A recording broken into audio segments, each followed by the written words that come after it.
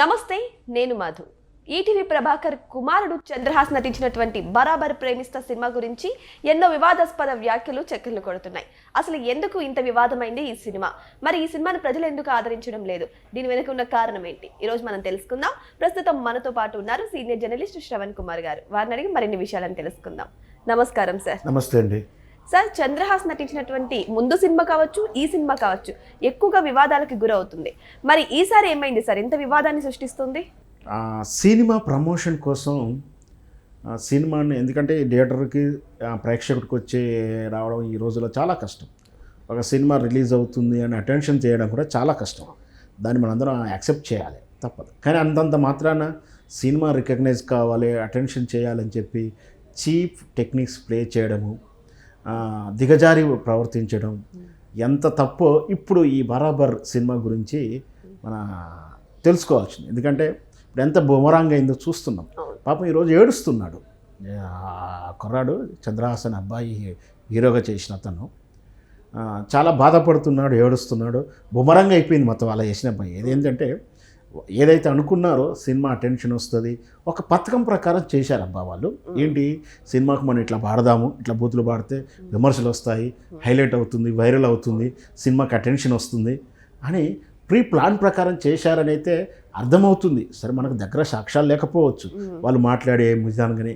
ఎందుకంటే ఒక సినిమా పాటని ఆ విధంగా మార్చి పాడుతుంటే మాకు తెలవదని చెప్తుంటే వీడిని అంతా వినాల్సి మనం నమ్మాల్సినంత లేము. వాళ్ళు నమ్ముకుంటే వాళ్ళు చెప్పుకునేయండి.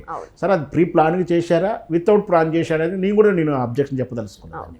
మేబీ తెలవకునే పడి ఉండొచ్చు, తెలిసే కావాలని చేసి ఉండొచ్చు. కానీ అంత దిగజారి చేసిన తర్వాత, అబ్జెక్షన్స్ వచ్చిన తర్వాత, విమర్శలు వచ్చిన తర్వాత కూడా నేను సారీ చెప్పను, నేను ఎవరికి సారీ చెప్పాలి, నిన్నైతే నీకైతే సారీ చెప్తా, ఎవరికైతే నేను ఇక్కడ ఎందుకు చెప్పాలి, ఇంత వితండవాదం, మూర్ఖవాదన చేయడం. సారీ చెప్పడానికి చాలా తప్పటాయి, చెప్పాడా చెప్పలేదు అర్థం కాకుండా చెప్పేసి పైగా నన్నే చాలామంది సమర్థిస్తున్నారు అంటూ ఏదో ఫులిష్నెస్ వాదన తీసుకొచ్చి లాస్ట్కు సినిమాకు ఈయన మాట్లాడిన దానికే పాజిటివ్ ఉన్నారు, చాలామంది మమ్మల్ని అప్రిషియేట్ చేస్తున్నారు, అప్లాజ్ చెప్తున్నారని కూడా వాదన ముందుకు తీసుకొచ్చారు. చూసారా, అక్కడ బాధ అనిపించింది నాకు. అంటే ఒక సినిమా అటెన్షన్ పెంచుకోవడానికి ఇంత దిగజారాలన్నా అవసరమా? ఇప్పుడు వాళ్ళ వాదన ఏంటంటే, మీరు మాట్లాడరా బూతు, ఆయన మాట్లాడలేదా, నా స్క్రోలింగ్కి నా వీడియో కింద ఎన్ని బూతులు ఉన్నాయి, నేను ఎవరు మాట్లాడరా?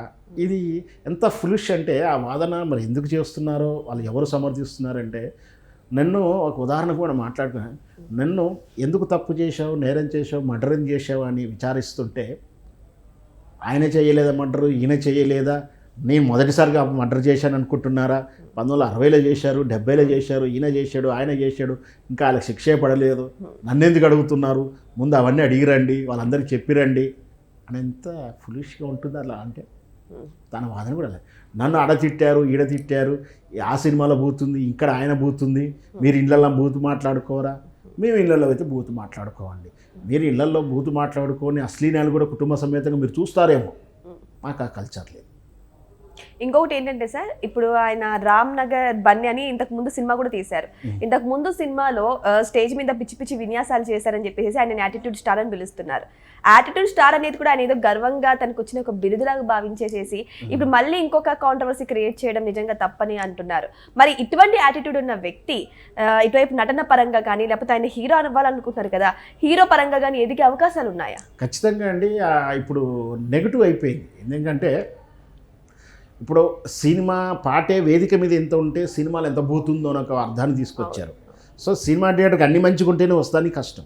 అవును, ఇప్పటికి కూడా నిన్నగాక మన సంక్రాంతికి ఎంత మంచి ఓపెనింగ్ అండి ఈ ఇయర్లో, అన్ని 4 సినిమాలు హిట్ అయ్యింది. కష్టం మీద కూడా అయినా కూడా ఇంకా అంటే ఉదాహరణకు మనం చెప్పుకోవడానికి మనశంకర వరప్రసాద్ సినిమా చూడని వాళ్ళు కూడా ఉన్నారు. వాళ్ళు ఎందుకంటే రేపు మాకు మన ఓటీటీలో వస్తుంది, మన ఇంట్లో టీవీలో చూసుకోవచ్చు కదా, డబ్బులు ఎందుకు, టైం వేస్ట్ ఎందుకు, ఈ తరహా ఆలోచించిన వాళ్ళు.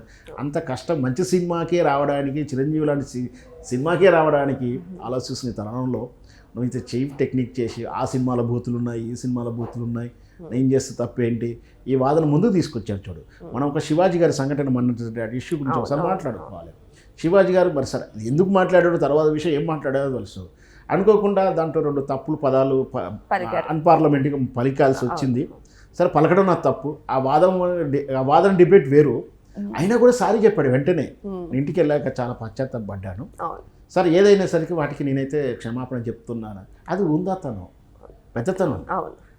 అలా చెప్పమని ఎవరు చెప్పరు, ఆయనకి వచ్చింది. కనీసం నిన్నటి సంఘటనలో వాళ్ళు చెప్పమంటే మేము ఎందుకు చెప్పాలి, ఎవరికి చెప్పాలి?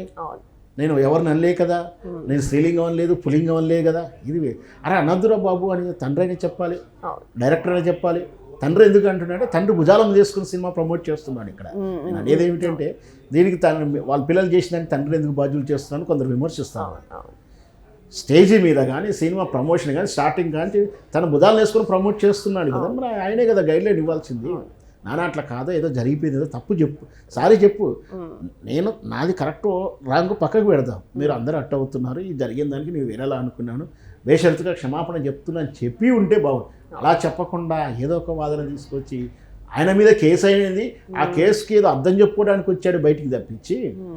ఏంటంటే ఒక జర్నలిస్ట్ మీద ఏదో బెదిరించాడు, బెదిరించే దూరంలో మాట్లాడాడు, ఆయన కేసు పెట్టాడు, దానికి ఎక్స్ప్లెనేషన్ ఇస్తానికి వచ్చాడే తప్పించి తెర మీదకి తానేదో పాట గురించో ఆ పదాల గురించి ఎక్స్ప్లెయిన్ చేస్తానికి వీళ్ళు చూసారా.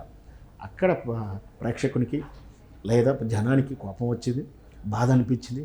దాని రిఫ్లెక్షన్ ఈరోజు సినిమాకు ఆ కలెక్షన్లు అలా చూపిస్తూ ఉన్నాయి. నేను అనేది అంటే సినిమా కిల్లు చేయకూడదు అనేది చాలా జాగ్రత్తగా ఉన్నాను. ఎందుకంటే యాక్చువల్గా నేను మొదటి నుంచి డిమాండ్ చేస్తున్నాను, స్టేజ్ మీద ఇంత ఘోరంగా ఉంటే సినిమాలు ఎన్ని ఘోరాలు ఉన్నాయో మళ్ళీ రీసెన్సారీ చేయాలని డిమాండ్ చేశాను నేను. యాక్చువల్గా ఆ సినిమా విడుదల కాబట్టి ఆపి స్టే తెచ్చి రీసెన్సారింగ్ అయిన తర్వాత విడుదల చేయాలనుకున్నాను. కానీ పాపం సినిమా ఎందుకు ఒక సినిమాని కిల్ చేయాల్సి వస్తుంది, ఏముందో లేదు ఊహాకల్పల మీద ఎందుకు వెళ్ళాలి, లేదంటున్నారు కదా, సరే ఉంటే తర్వాత చూసుకుందాం అన్న ధోరణిలో ఇచ్చి ఆయనకు ఒక అవకాశం ఇచ్చాం. అట్లా ఆయన సినిమాని ఆయన కిలి చేసుకున్నాడు కదా, ఒక నిర్మాతని కిలి చేశాడు కదా. ఈ రెండుతో పాటు రేపు ఇంకొక డైరెక్టర్ ఆయనతో సినిమా తీయడానికి భయపడతారు కదా, ఎందుకు వచ్చిందమ్మా. అట్లా తనకు తానుగా కెరియర్ని ఈ విధంగా కొందరు తెలిసి తెలియక నేను చాలామందిని చూస్తూ ఉన్నాను. ఈ నిజంగా కూడా కొందరు హీరోలుగా కొత్తగా వచ్చిన వాళ్ళు కానీ యాటిట్యూడ్ తోటి, హీరోల యాటిట్యూడ్ తోటి, పర్సనల్ యాటిట్యూడ్ తోటి సెట్లో కోపంగా మాట్లాడడం, లెక్క తేనితనం మాట్లాడడం, ఒక డైరెక్టర్కి వాల్యూ ఇవ్వకపోవడం, ప్రొడ్యూసర్కి వాల్యూ ఇవ్వకపోవడం, సీనియర్లకు వాల్యూ ఇవ్వకపోవడం. నా రమాప్రభా గారు కూడా చెప్పారు, సినిమాలు చేయనండి, ఇప్పుడు వచ్చిన తరానికి రెస్పెక్ట్ ఇస్తలేరండి, నాకు ఆ వాతావరణం ఉండాలన్న కూడా ఇబ్బంది ఉందండి అని కూడా చెప్పింది ఒక సందర్భంలో. అంటే ఇట్లా క్రమశిక్షణ లేకపోవడం వల్ల ఎంత జరుగుతున్న అనర్థానికి కారణం. పాపం ఆ సినిమా గురించి నెగటివ్ అనాలం లేదు, కానీ పరిస్థితుల ప్రకారం అలా ఉంది. ఈరోజు ఏడిస్తే తిరిగి వచ్చేది కాదు. ఒక మనిషి పోయిన తర్వాత ఎలా తిరుగురాడో, సినిమా కిల్ అయిన తర్వాత చేతులారా మీరు హత్య చేసి మీరు చంపి ఈరోజు బాధపడుతూ ఏడుస్తూనో ఇంకేదో చేస్తూనో పోయిన నష్టం అయితే కవర్ చేయలేరు. కానీ ఇంకొక విషయం ఏంటంటే సార్, ఇప్పుడు కొన్ని సినిమాలు వస్తున్నాయి, అర్జున్ రెడ్డి నుంచి యానిమల్ మూవీ వరకు అక్కడక్కడ బూతులు వాడితేనే ప్రజలు ఆదరిస్తున్నారనే ఒక నానుడైతే ఇప్పుడు అందరూ వచ్చేస్తుంది సార్. సో దీనివల్లనే బూతులు వాడారేమో అని కూడా అంటున్నారు. మేబీ కావచ్చు, అట్లా అవుతుందని, కానీ తప్పది, అది అన్ని సందర్భంలో నడిచి రాదు. వాటిని కూడా నేను అర్జున్ రెడ్డి కానీ ఇట్లాంటి చిత్రాలు కానీ నేను సమ్మతించను. జరగనైతే వచ్చింది, వాటిని ఆపగలగాలంటే చట్టంలో కొన్ని వసతులు మనకు లేకపోవడం వల్ల వాటిని ఆపగలిగాం. కానీ సినిమాలే కాదండి, మీరు అన్నట్టు ఓటీటీ ప్లాట్ఫామ్లు వస్తున్నాయి. ఓటీటీలో కూడా వెంకటేష్ లాంటి పెద్ద స్టార్ నటించిన దాంట్లో కూడా అబ్జెక్టబుల్ వచ్చేసింది. అంటే ఓటీటీలో లేదు, ఇప్పుడు సోషల్ మీడియా అలాగలేదు. అందుకనే చాలా సందర్భంలో చెప్తా ఉంటాడు, స్వయం నియంత్రణ అనేది ఒకటి ఉండాలి. ఇంతకుముందు కూడా చెప్పుకొస్తున్నాను. గతంలో ఒక సినిమాలో బహుశా రైతు బిడ్డ అని సినిమా అనుకున్నాం కాదు, మొత్తం మీద ఆ 1950 తారీఖు చిత్రంలో హీరో ఆ సినిమా సన్నివేశం అండి. స్వయం నియంత్రణ అంటే ఏందో చెప్తాను, దాని వాల్యూ ఏంటో చెప్తాను. సినిమా సన్నివేశంలో ఒక అతిథి వస్తాడు, ఇంట్లో ఉన్న ఆవిడకు టీ తీసుకొచ్చి ఇవ్వనేది అంటారు. అంటే వస్తున్నానండి, రవికే కట్టుకుంటున్నాను, వస్తున్నాను అన్నాడు. సినిమా ఫినిష్ అయిపోయింది. ప్రివ్యూ చూస్తున్నటువంటి ప్రొడ్యూసర్ డైరెక్టర్లకు ఇంట్లో రవిక కట్టుకుంటున్నా అన్న పదం విన్న ప్రేక్షకుడు ఏం ఊహించుకుంటాడు, చిచి బూత్ అంటే అది అని సెన్సార్ చేసుకుని ఆ డైలాగ్ తీసేసాడు. అంటే ఊహల్లో కూడా బూత్ ఇవ్వకునేటువంటి తరం సినిమా నుంచి డైరెక్ట్ బూత్ను చూపించే తరం వచ్చేసింది. లిప్ కిస్సింగ్ తప్పు కాదు, అంగంగా ప్రదర్శన తప్పు కాదు, ఇక రాడు అవన్నీ పదాలే ఉన్నాయి, చెప్పడానికి నాకే ఇబ్బంది ఉంది. ఇట్లాంటివి వచ్చినప్పుడు ఏం చేయాలంటే మీడియా కూడా, అంటే సోషల్ మీడియా కానీ ఈ ఛానల్స్ మీడియా కానీ, అంటే న్యూస్ ఛానల్స్ చెప్పుకునే మీడియా కానీ సినిమాలు కానీ స్వయం నియంత్రణ ఉంటే అంత అందంగా ఉంటుంది. చట్టాలు చెప్పకపోవచ్చు, అవును. స్వయం నియంత్రణ ఉంటే దీని యొక్క ఇట్లాంటివి కొంచెం ఫిల్టర్ అవుతాయి.